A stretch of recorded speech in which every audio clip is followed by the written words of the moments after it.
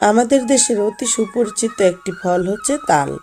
স্বাদে এবং গন্ধে অতুলনীয় এই ফল দিয়ে ভাদ্র এবং আশ্বিন মাসে তৈরি করা হয় নানা রকম পিঠে পায়েস। তো সেই রকম একটি পিঠার রেসিপি শেয়ার করব আপনাদের সাথে। আসসালামু আলাইকুম এভরিওয়ান, সবাইকে আবারও স্বাগতম জানাচ্ছি আমার চ্যানেলে নতুন আরও একটি রেসিপি ভিডিও দেখার জন্য। আজকে শেয়ার করছি তাল পাকন পিঠা। আশা করছি রেসিপিটি ভালো লাগবে। চুলায় একটি পাতিল বসিয়ে এতে দিয়ে দিচ্ছি হাফ কেজি তালের পিউরি। এরপরে আমি সমপরিমাণে হাফ কেজি লিকুইড দুধ দিব। দুধটা জাল করে রেখেছিলাম আগে থেকে, জাল করে ঘন করে নিয়েছি, তাতে করে পিঠার টেস্টটা খুব ভালো আসবে। এরপরে আমি এতে লবণ দিয়ে দিব। এখানে 1 টেবিল চামচ লবণ নিয়েছি, পুরোটাই দিয়ে দিলাম, যেহেতু আমি চাউলের গুঁড়া ব্যবহার করব সেই জন্য। এখানে একটা খেজুরের গুড় আমি দিয়ে দিচ্ছি। তো গুড়টা ফ্রিজে ছিল কয়েকদিন, সেজন্য সাদাটে হয়ে গিয়েছে। এরপরে চিনি নিয়েছি হাফ কাপ, চিনিটা দিয়ে দিলাম। এরপরে নারকেল কোড়া দিয়ে দিলাম হাফ কাপের মতো, হাফ কাপের চেয়ে একটু বেশি হবে। এরপর সব কিছু খুব ভালোভাবে নেড়ে চেড়ে গুড়টাকে মেল্ট করে নিতে হবে। আর তালের পিউরি কিভাবে সংরক্ষণ করতে হয় বা তালের রস কিভাবে বের করতে হয় সেটার একটা ভিডিও আমার চ্যানেলে আছে, লিঙ্কটা আমি ডেসক্রিপশন বক্সে দিয়ে দিব, আপনারা চাইলে দেখে নিতে পারেন। তো এখন আমি এখানে চাউলের গুঁড়ি দিয়ে দিলাম, এখানে কোনো ময়দা দিব না, সম্পূর্ণটাই চাউলের গুঁড়ি দিয়ে দিলাম। এখন চাউলের গুঁড়িটা দেওয়ার পরে ঢাকনা দিয়ে ঢেকে দিয়েছি। তো 5-7 মিনিট ঢাকার পরে এখন আবার এই গুঁড়িটাকে উল্টে পাল্টে দিব নেড়ে, তারপরে আবারও 4-5 মিনিট ঢেকে রাখবো ভালোভাবে সেদ্ধ হওয়ার জন্য।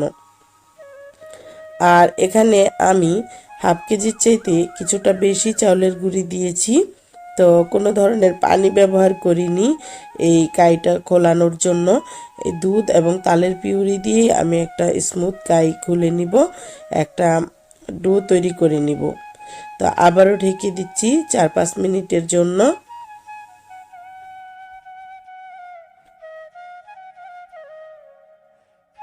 এই তো 4-5 মিনিট পরে ফিরে এলাম। এই যে দেখুন, একদম কাইটা কিন্তু পারফেক্টভাবে সেদ্ধ হয়ে গিয়েছে।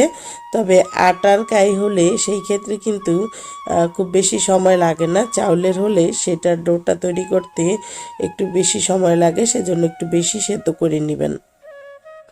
তো এখন ফাইনালি আমি এটাকে মধ্যে একটা স্মুথ ডো তৈরি করে নিব। তো সহনীয় মাত্রায় যখন তাপটা চলে এসেছে, ঠান্ডা হয়েছে কিছুটা, তো এই পর্যায়ে আমি হাতের তালুর সাহায্যে মধ্যে এটাকে একটা স্মুথ ডো তৈরি করে নিব।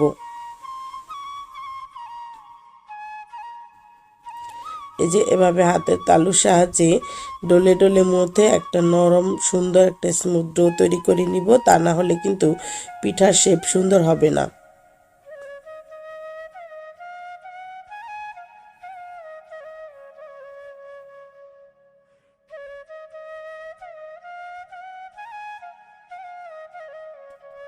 তো সবগুলো কাই আমার একবারের মধ্যে নেওয়া হয়ে গিয়েছে। তো এরকম এখন ছোট ছোট আকারে বলের মতো করে নিয়ে এভাবে হাতের সাহায্যে চাপ দিয়ে আমি পিঠার শেপ দিয়ে নিব। এই যে এভাবে তৈরি করব পিঠাটা। তো বেসিক্যালি পাকন পিঠা আমাদের গ্রামাঞ্চলে যেরকমটা বলে, এই ধরনের শেপের পিঠাগুলোকে পাকন পিঠা বলা হয়। তো যে কোনো ধরনের ফল দিয়ে তৈরি করা যায়। তো আপনারা চাইলে কিন্তু এরকম ঢাকনা জালি দিয়ে এরকম ডিজাইন দিতে পারেন, তবে ভাজলে ডিজাইনটা খুব একটা দেখা যায় না আমার কাছে মনে হয়, সেজন্য আমি ডিজাইন দিব না। আপনারা চাইলে কিন্তু এভাবে ডিজাইন দিতে পারেন, ডিজাইন দিলেও দেখতে খারাপ লাগে না। তো এভাবে করে সবগুলো বানিয়ে নিলাম। এই যে হয়ে গিয়েছে। তো আমি 2টা পাত্রে রেখেছি, এখন হচ্ছে ভাজতে চলে যাব চুলায়। আর এই পিঠাটা দুর্দান্ত স্বাদের হয়। তো চুলায় আমি একটা প্যান বসিয়ে দিয়ে এতে পর্যাপ্ত পরিমাণে সয়াবিন তেল দিয়ে দিচ্ছি। তেলটা যখন গরম হবে তখন পিঠাগুলো জাস্ট একটু ভেজে নিব, তাহলেই তৈরি হয়ে যাবে পিঠাটা।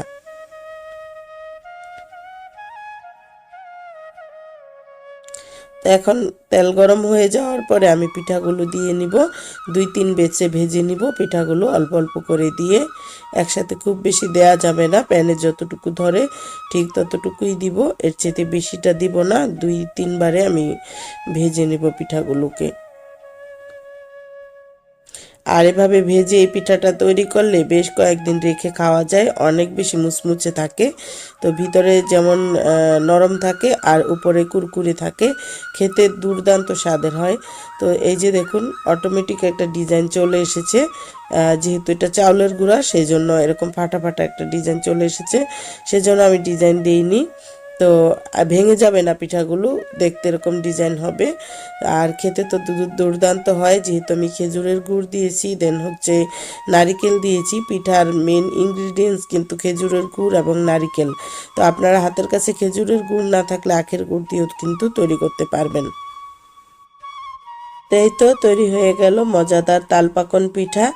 তো বানাতে বানাতে কিছুটা খাওয়াও হয়ে গিয়েছে। দেখুন ভিতরটা কতটা নরম থাকে আর উপরটা একদম কুরকুরে থাকে। তো খেতে তো ভীষণ মজাদার আর তৈরি করা একদমই ইজি। যদি তালের পিউরি আগে থেকে করে রাখেন তাহলে কোনো ধরনের কষ্টই হয় না। তো আশা করছি রেসিপি ভালো লেগেছে। আজকের মতো এখান থেকেই বিদায় নিচ্ছি। সবাই অনেক বেশি ভালো থাকবেন, সুস্থ থাকবেন। আল্লাহ হাফেজ।